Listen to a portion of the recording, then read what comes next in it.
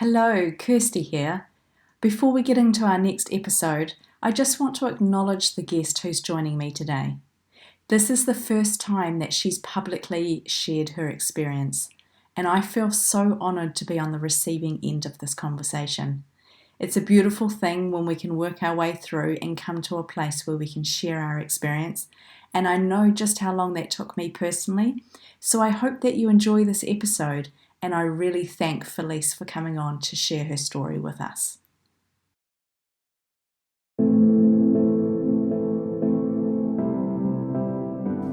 Welcome to Let's Talk Near Death, the podcast show where we talk about life, death, and experiences somewhere in between. My name is Kirsty Salisbury, the host of the show, and I welcome you to join me as I talk to everyday people with not so everyday experiences.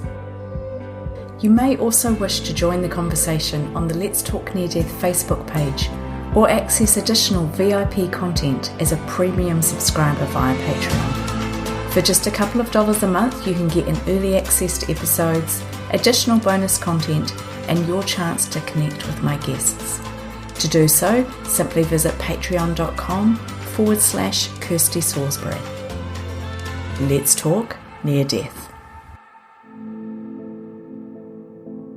And the next thing I knew, I was out of my body looking down at this scene, and I heard and I saw with senses other than my eyes, because that was physically impossible. And then that faded, and I was somewhere else entirely. Today I'm joined by Felice DiMartino, also known as Felice Beth, who had a near-death experience in 2015 after being struck by a large pickup truck while she crossed the street. She was thrown 25 feet into the air, received broken bones, internal bleeding, a cracked skull, loss of consciousness, but what she experienced was a different realm entirely. She hopes that her experience can help others to connect to the essence of who we truly are and to the divine spark that she says is within all of us. So Felice, welcome to Let's Talk Near Death. Thank you, Kirsty. I know that there's so much more to your story than what I've just talked about, and that in fact your NDE wasn't really the beginning of some things that were happening in your life. So are you happy to share with us, go back to the beginning, what was going on and how did your NDE take place? So in mid-2012, for about a year and a half, I had experienced a series of events, which I refer to as resiliency boot camp. Because up until that time, I had things come up, but I grew up in a very loving family, a very supportive family. I feel very blessed. And as far as that goes, and then I was hit with a lot of major life situations. My partner had an affair. My house had a fire. All my jewelry got stolen. So there was a big robbery. My house flooded then. I became an empty nester. All these things happened. I fell skiing. So my identity completely was rebooted in every way. And that took place over a short amount of time. And I knew that somewhere, despite all of that happening, there was something greater at play, if you will. And just as I had started to get a sense of myself, I was back at work. I had taken a leave of absence, a medical leave of absence, and I was at work. I was a Montessori teacher for 20 years, and I was leaving work one day, and I got to a light. My car was parked diagonally at a parking lot across the intersection. It was December 2nd, 2015 by this point. And I got to the light, the light turned red, so giving me the way in the crosswalk. I looked both ways. The cars had stopped, and I proceeded to cross the street. And I felt a thump on my right-hand side, and I immediately said to myself, something's wrong, something's not right, something's wrong. And the next thing I knew, I was out of my body looking down at this scene, and there were 3 people. I looked almost like a chalk drawing on my side, flat, face down side-ish, and there were 3 people below me, or my point of view, and I heard one of the people say that they called 911. They were quite frantic, and there was a man there who directed the other woman, to walk to the crosswalk to redirect the cars. So, and there was a sense of panic, sort of, and I was watching this from above, and I heard and I saw with senses other than my eyes, because that was physically impossible. And my hearing was with senses other than my actual hearing. It was like had a different energy to it. And I watched that happen. And it was almost like an assessing of what was going on below me. And then that faded, and I was somewhere else entirely. And I don't know whether that somewhere else emerged or whether I traveled there. It was just, I was somewhere else.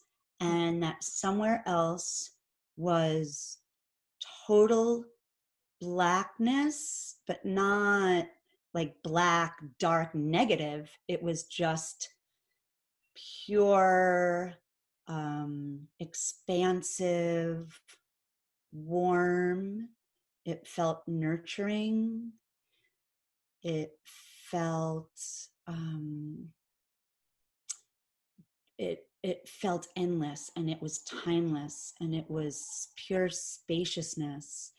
And I was comfortable, and there was no panic, and I felt safe. And there was a presence other than my own that came from within this space. And it felt as though at a I don't want to say speed, because there was no there was no sense of time as we know time to be, or space as we know space, but it was as if information was being communicated to me, and I understood things, and everything made sense. And I was passed on this understanding about what I was experiencing in my life, and in a 3-dimensional life, and also just about the nature of existing as a human being. And I remember I wanted to get back. At some point there was a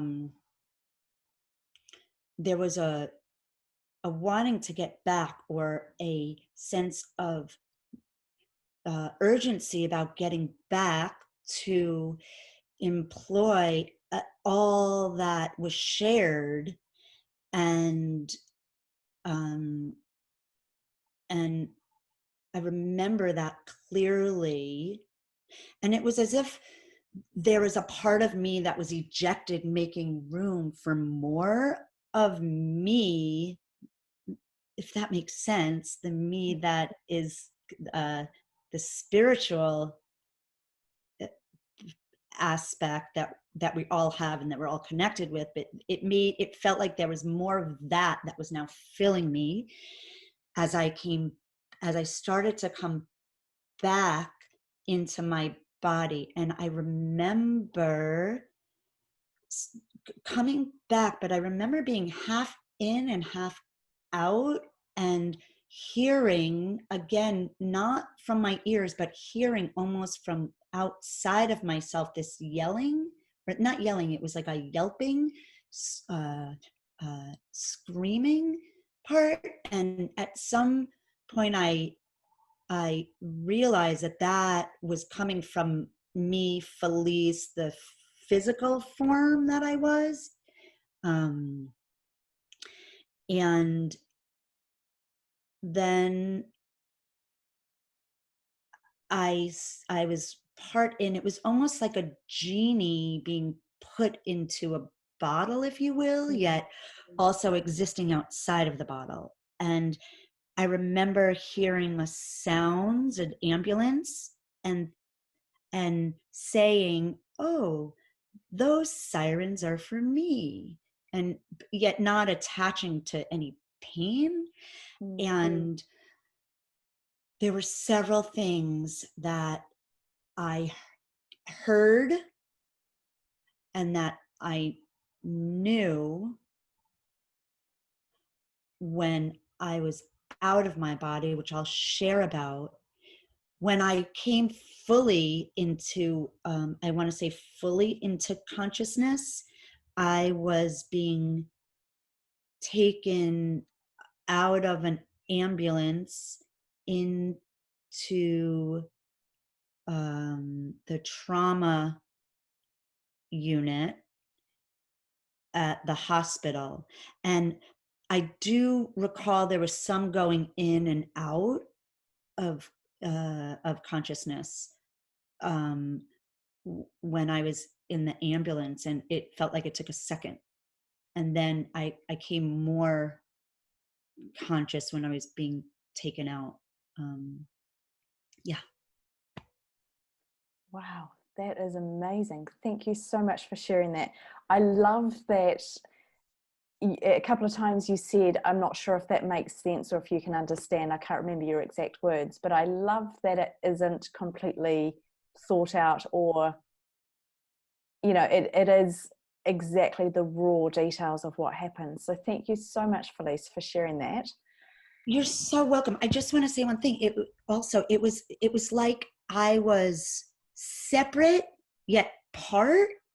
It was like whatever the experience was communicating with I'm going to say the word higher, because, you know, my language feels, it's hard to put the experience in words that it's like I don't have language really for it. This is the best I can do, but it's almost like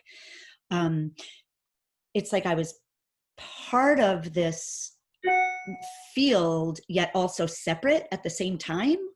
Yeah. And that's quite a common thing that I've heard. I've heard a lot of accounts of near-death experiences now. And you talked about the genie squeezing back into the bottle. And this is something that people talk about, is how we become so expansive and so big. And yet when we come back into our body, some people talk about that experience exactly how you've worded it, of being squeezed back into this tiny little body when we feel so big and so free and separate from the body. So my question for you is, did you know that you were dead?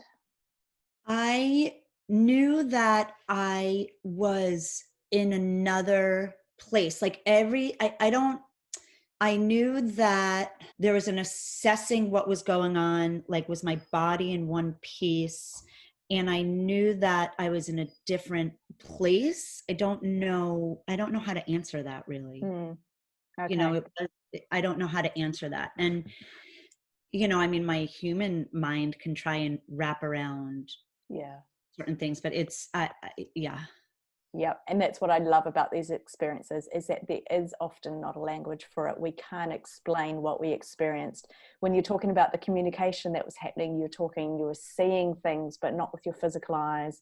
You were hearing things and getting messages, but not with your ears. And there is a lot of telepathic communication that goes on in these experiences. So I think it's absolutely beautiful. When you came back into your body, you were talking about in the ambulance, you realized that you were back in your body. You'd had that genie experience. Is that when that happened? No, that happened when I was feeling, right after this urgency to get back to employ what I had learned, because there were some things I heard very clear and very loudly that I would really like to share. That feeling squeezed, it was like that feeling back happened when I was like, it was almost like I was 6 inches to a foot outside of my body as I was coming in, and also in my body. Like I was feeling squeezed in, yet I was also out. And that happened before, I think when I was going into the ambulance. Yes, actually, that's when that happened. When I was going into the ambulance, or when I was being on a stretcher, or I was on a stretcher when that happened. Okay. And these messages that you got, you were aware that that had happened? Or did they come a bit later? That, I don't know. I've walked with them since the experience, because I wanted to remember everything so distinctly. And there are a lot of things, I mean, it's so clear as day. And my knowing, I've always knew that I knew that. It's like in some distant knowing, we know that we're going, kind of, people talk about going home, or, spiritual traditions and religions for hundreds of years have been talking about this kind of thing. And yet this experience, in every cell and particle of my body, of my being, of my energy field, knows this experience now from a tangible way. And what I heard and what I experienced just kind of integrated in me when I came back. I think when I first came back, there was so much emphasis being placed on my physical body. I had fractures, I had staples in my head, I had some internal bleeding. There was so much going on that it was, my head was pounding. There wasn't, it was just more surviving as a physical entity. So Well, yeah, that completely makes sense, because you've been through quite a trauma there, quite a traumatic time. Your body is the thing you'd be focusing on.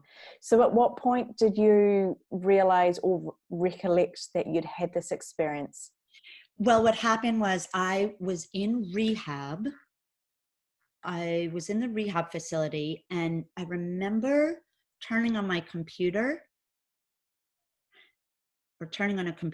and I remember something popped up in like the ribbons on the side. I think I was checking my email, or I was writing an email. I don't remember, but something popped up, and there was a little tiny picture of Dr. Oz, and Dr. Oz was interviewing a woman, and this woman was explaining this experience that she had, and the way she explained it was with her palm open and with her fingers. And what she said was, imagine this finger is you, this finger is me, this finger is the brother, this finger is the sister, this finger is your friend. And they're all separate, yet they're connected in the palm. That's the place where they're all connected. They're separate, yet they emerge from the same place, and they're still part of the same place. And I remember saying, yes, that's exactly what I experienced. And it turned out that, and I didn't know who the woman was, and it turned out that it was Anita Moorjani who wrote the book, What If This Is Heaven? And this was years late, like I think it was a year later, 6 months I don't remember, over the summer, a friend of mine told me about her and her story. And I was like, and I said, I think that's the woman who I heard in rehab, who it gave me such, I took a sigh because someone had named what I had experienced. That was the first time that it came together, was when I saw her on that little Dr. Oz thing. How did that make you feel? It made me feel validated. It made me feel not alone in an experience. It made me feel seen, even though I wasn't being seen, but like I wasn't just like out there having some crazy woo-woo experience. This is a real thing. And what I didn't do was I did not look up near-death experiences or out-of-body experiences. I didn't look up any of that stuff because I didn't want it to color the words of my own experience. So I had written a lot about my own experience because I didn't want, and then I started listening to things just recently because it helps. It's like, yes, exactly that. To hear how people describe it, because people have different language to describe the same thing often. So it feels really, what's the word? Like, doesn't make you feel alone, and having had an experience like this that wasn't drug induced, or that wasn't, I mean, there's lots of ways to get that, lots of places, and through different vibrational sound frequencies and different meditations and different altered substances that are guiding people to mimic what a near-death experience must be like, in terms of having a broader consciousness, or having an experience of a unified field, which I call the field of oneness. And that's a chapter in this book that I'm writing, is field of oneness, because that's what it is. I also remember I was at I know I'm getting a little off a tangent, but I was at a graveside funeral, and I told the rabbi who was doing the service, because he spoke so beautifully to this beautiful man's soul and the soul's journey, and he spoke, and I said, I just have to tell you that from my own experience of what I experienced, you're so spot on. And he said, please tell me about it. So I did. And he said, what you're describing is in the Kabbalah. You were here, and this is here. And I was blown away by the sharing, and the fact that, there are all these different traditions that have different ways of explaining the same thing. And it's what we have experienced in near-death experience. So I love that our experiences are so completely different and yet so completely the same, all at the same time.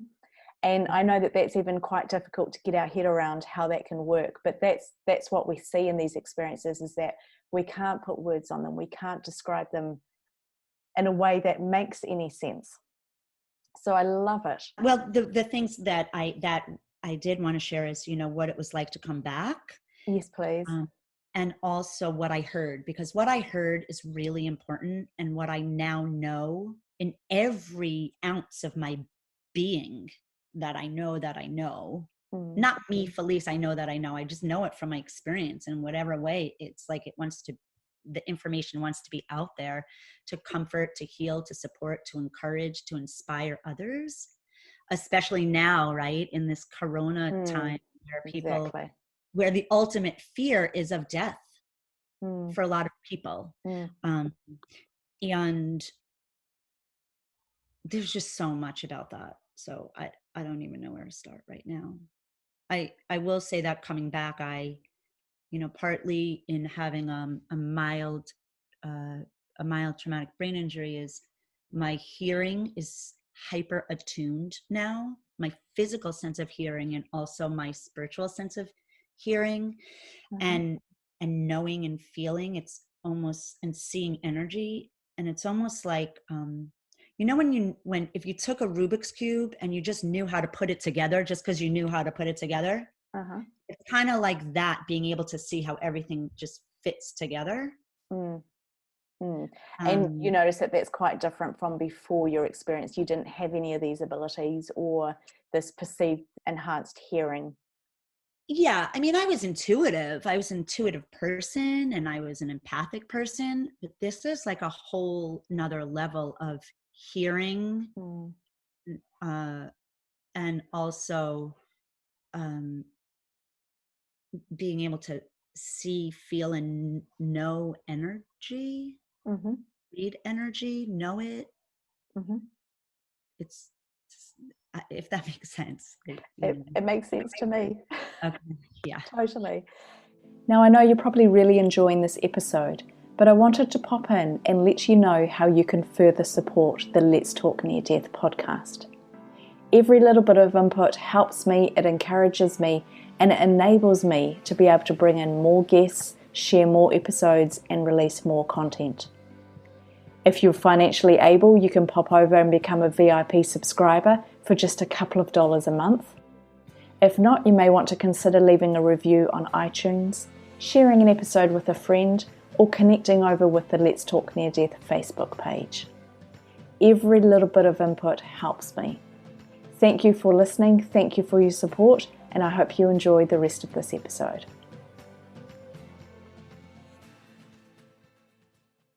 So back to these messages. What were the messages? How were they given to you, and how have they impacted your life since? So the first thing that I heard loudly was, it's time to live big. It's time to live big. Like when you go Wow. back, it is time to live big. There is no other choice. Mm-hmm. And I've in integrating that message and what does that mean, and I didn't, this is what I heard. I didn't make this up. It's just, what does that even mean? And especially coming back and being, it's been a long road to adjusting to a new normal. I'm not even going to say recovering, because recovery implies going back to something the way it was, and there's no going back to life the way it was. Were you playing small in your life before this happened? Well, I would say that I wasn't playing small. I mean, I was a teacher. I was consulting. There were things about there were things that I knew that I needed to do that I wasn't doing. I wasn't listening to my intuition necessarily, or following through on some projects that I wanted to do, and I was keeping myself held back from fully being in my potential. And a lot of that is, and we all have it, right? Especially now in this time, like the time is now to live big. And for me at that time, it was, the message was for me in my life. And it was also, I see now how it relates to all of us, right? There's so much ego that gets in the way. And the ego, when in that realm of oneness is, and where I was, wherever the place was that I was, is there's no ego, there's no holding on to things, there's no remorse, there's no what's the word, uh, there's no angst with anyone. It's just love and warmth and comfort and support, and you are held in a safe space exactly where your soul is and exactly as you are. There's none of the stuff that the mind, when we're in our human bodies, and the ego keeps us um, playing small with, like whether it's not showing up for our pride, or not forgiving someone because they did something, or there's societal pressures, and we just get in this stuck programming. And there's the opportunity to be able to move through all these things that do get in our way, of living to our fullest potential. And part of that living in our fullest potential is accessing that divinity, that light, that oneness that is in all of us, that we all are part of, that we will return to, that we carry within us. You know, it's like, and again, I'm just referring to all religions and spiritual traditions talk about it in some way, whatever is the God of your understanding, be it nature, be it anything, there's that energy, you know, and the more we tune into that, the more we can be from that place without the mind and the primal brain and all of that getting in our way, right? I mean, not that the primal brain doesn't serve a function, right? We just get all distorted with it. So, so there's that. Yeah. I love that, because I feel like I came back with such a strong sense of purpose, such a strong sense to play big. And this, what you've said, really resonated. But through all of that, it is all about the love and about being connected to something bigger than this physical aspect. So as you came back and you talked about adapting back to your new normal, your new way of life, rather than recovering, how did this show up in your life in a physical way? What did you have to do to start playing big? To start, well, first I want to say, like, that you know, the one other thing is, you know how in yoga classes they end with namaste, right? Like, the light in me honors the light in you. And that is, it's like honoring the divine essence in everyone. And there's a place about well, I'll get to that in the next thing that I was shared. How did I start to play big? Well, I think I'm just really starting to share this now. You know, there's a lot of ways that I didn't allow myself to play big, even when I came back, just making sense of all of this. And in this time of this coronavirus, there's no other choice but then to show up. Everyone has gifts and experiences and something to offer in the world, whatever it is, even just your vulnerability to be exactly where you're at. If you're having a hard time, like, just to show up exactly as you are, and who you are is playing big, you know, just in your fullness of who you are. Exactly. And I think we have this mindset that to play big means to go and do big adventures and big, brave, bold actions. But I know for me as well, one of the biggest, bravest things I've had to do is actually just open up about who I am as a person, about my experience, you know, things which to other people, they were going, oh, well, why was that hard? And I'm thinking, are you kidding me? That's just been so massive. So the big, loud actions on the outside may not actually be the things we need to do to play big. It might be spending time to connect, or to create relationship, to focus, to pray, to meditate.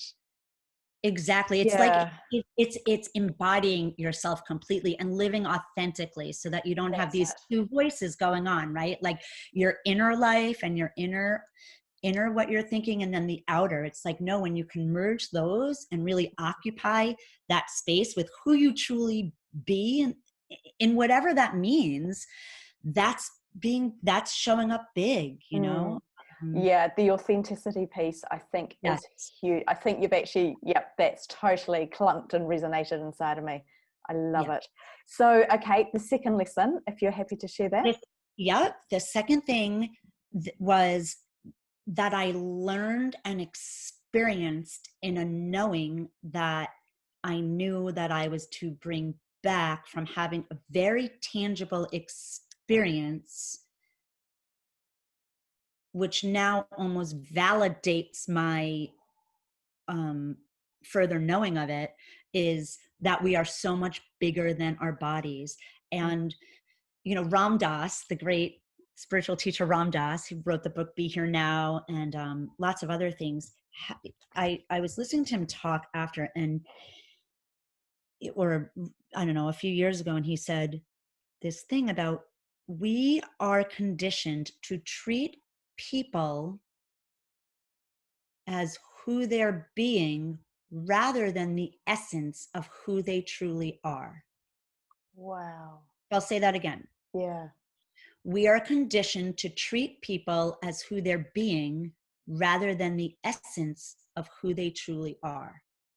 And what I got from that is, especially with the person that I was with, that a lot of turmoil was created in my family, me, my kids, and the levels of forgiveness that I had experienced with this person is, you can acknowledge the essence, right? Then some of us do the opposite. We acknowledge the essence of who someone truly is. We see their possibility of who they could be, whether they have access to it or not. Mm. So there's two ends of the spectrum there, oftentimes. And in being a human, this is just a little aside, I got in that moment like, oh, because in the soul realm, on a soul level, in that oneness, we're all connected. There's none of the physical human stuff that we take with us. Like, we're just there and we're a soul and things make sense. And it's like, oh, I understand now. Like, all of the things and the turmoil that I was experiencing as a human being.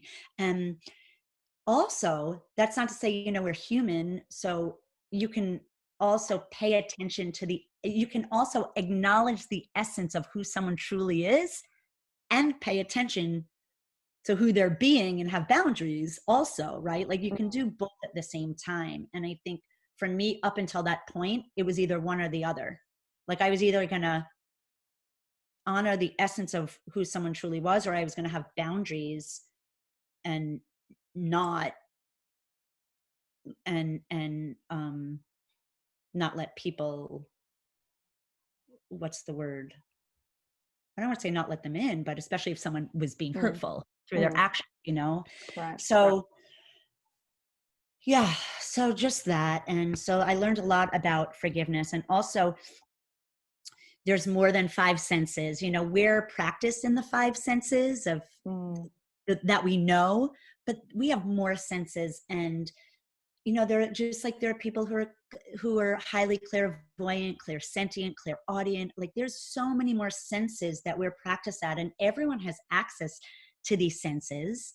It's just they're not the ones that we practice, so we're not as practiced at them. But everyone has those abilities to hone.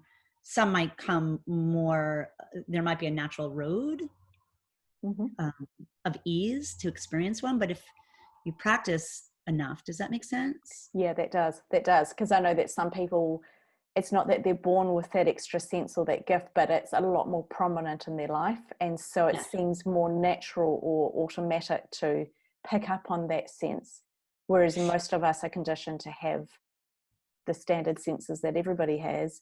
But in saying that, a lot of people, and you were talking before about how you had extra perception and you could hear better when you came back, a lot of near-death experiences come back with elements of these additional senses. So I definitely think there's more that we can tap into, and a lot of us are oblivious. We don't even know that that's available to us until we have a spiritual type of experience. It's been really well, the one other thing about that I want to say is, and science, fortunately, science is now proving this. So it gives more validity to it, right? Or when you hear people, like Eben Alexander, who's the neurosurgeon, right, who also had a near-death experience, like those more scientifically, factually based things. For a lot of people, they need to see that, right? And that's fine.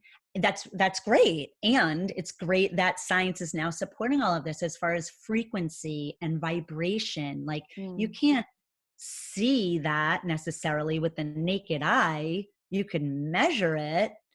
And what I was thinking is, in a symphony, how all these different instruments make up a symphony and make up vibration and frequency of music, and they all come together. They're all different, and then they all unify together to make up this beautiful sound. You don't pick apart all these different ones. It's kind of like humans, right? Like we're all, that's just another analogy that I came up with. Mm. Yeah. And again, it's like I was part of the piece.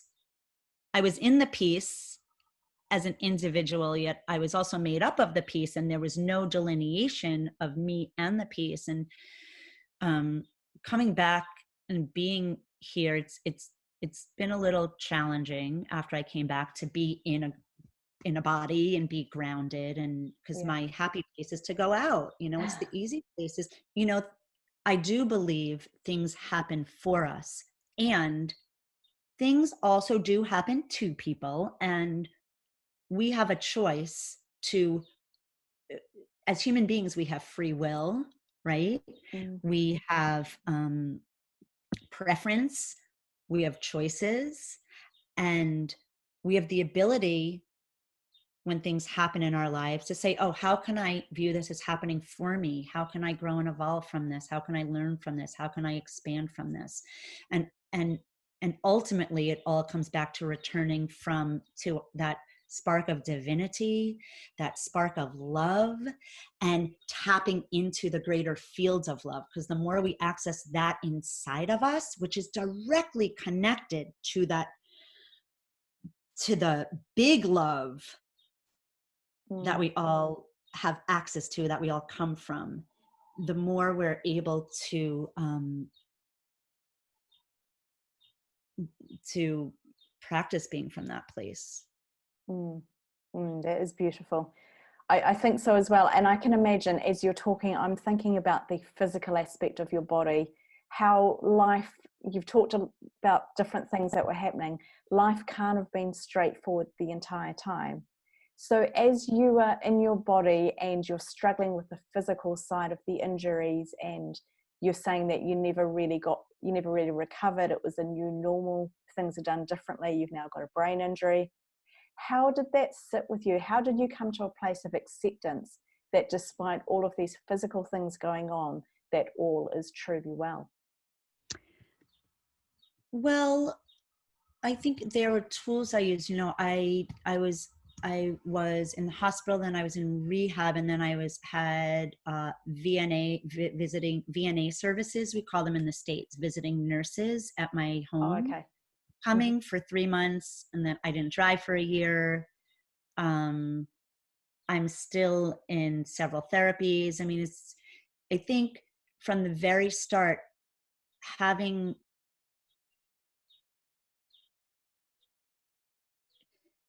tools, number one, for the human piece of me, right? Having tools to help me navigate through. At the time, my kids, they came home for a little while. It happened right around their holiday break from college. They were both in college, and then they were back to college. So I was by myself. I was single at the time, and like I said, support systems, my family, my friends, and having tools from having gone through the other stuff that I went through, the resiliency boot camp stuff, waking up every day. It wasn't until this that I had a gratitude practice, because gratitude, again, there are things you can do to raise your frequency. Writing down a gratitude every day, before I went to sleep, before in the morning, when I went to bed at night. The spiritual knowing that I had, that I heard, that all is truly well, kept me going, because I heard it and I knew it from experience, that it was so present in my life. And again, having had this experience, the reality and knowing and hearing that all is truly well, despite the pain or any emotional or any suffering that could have been had, the sense of optimism and positivity and gratitude for all of it, as physically painful as it was, and as sometimes emotionally challenging as it was, and as far as the pragmatic piece of it, that was all really hard. And also there was an underlying piece because of the near-death experience that I had. Like, it was the ultimate truth revealed itself. Right. Yeah. Which allowed me to navigate this. And then there were some pragmatic things about resiliency, which are gratitude, gratitude, gratitude, which is listening to music, which is writing, tons of writing, which is eating well, which is having a local organization or community or friends or family, whatever it is, have a meal train. I mean, living by myself, there was a lot of things that I had to navigate with that. I had someone help set up some Uber rides because with a brain injury, it was really challenging. So there was that. There was, calling on people, just letting down your guard and being vulnerable enough to say, hey, I need help, because people want to give, right? The ultimate gift of service. And that's another thing, reaching out to someone who has it worse off than you brings you out of a sense of feeling bad for yourself, right? And I always, and the perspective that things were happening for my greatest good, things were happening for me, not to me, that helped tremendously. And also, really, I feel so blessed. I wouldn't have necessarily chosen it, yet knowing what I now know and having the experience that I now have, I feel so blessed to have had this experience. Yes.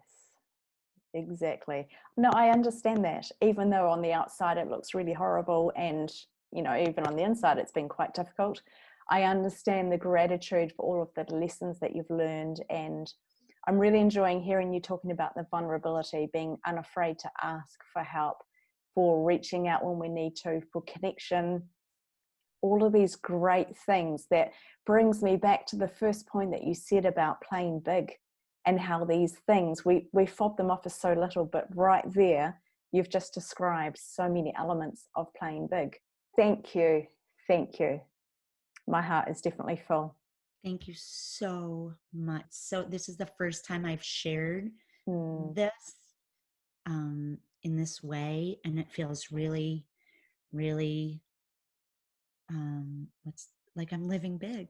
I was just about to say big. Yeah, excellent. Thank you so much for your time. And that's another episode of the Let's Talk Near Death podcast. Thanks for tuning in. If you've enjoyed this, please feel free to share it with your friends. And don't forget that you can leave me a review over on iTunes or grab a VIP pass over at patreon.com/Kirsty Salisbury.